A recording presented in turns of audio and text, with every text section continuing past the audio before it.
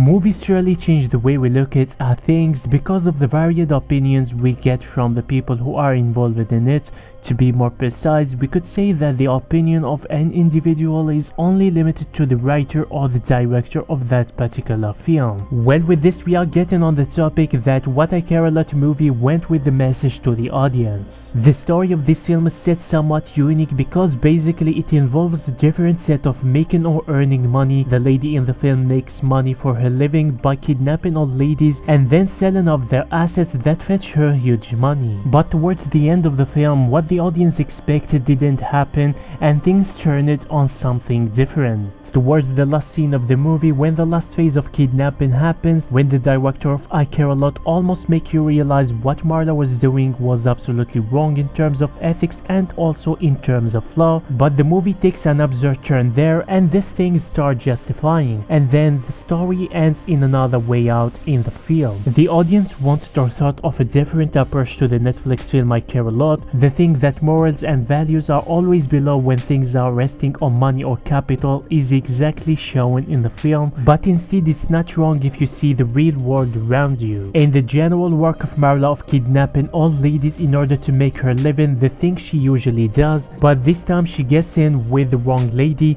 and she kidnaps the other lady round, and then she realizes that she's not the lady whom she actually wanted to kidnap. Roman is the name of the lady who Marla mistakenly kidnaps. Later realizes that they don't need to hurt again just if they support each other, as they were doing the same thing individually before. Now they can do it together. At the end of the film, that ends with the note that there is no point in fighting for what is right or wrong, but more importantly that they could definitely make more money if they work together. Marla is shot dead when things seem to get justice, but that's the end. Marla failed to learn the good lesson from Jennifer and Roman because the other side of Marla won't be known to anybody because everyone would think of her as a poor businesswoman who had been utmost successfully but gunned and killed by a maniac in the game. The film has used the best topic to show how people's greed can make them do anything though they don't want to do it in actuality. This seems justice to many of the people looking at things differently. So if you think deeply about who exactly killed Marla, the topic itself is so vast because different people may have a different perspective on this question in fact. But in general way or brief, it was only her greed that killed her. Just think if she would not have listened to her greed and haven't partnered with Roman,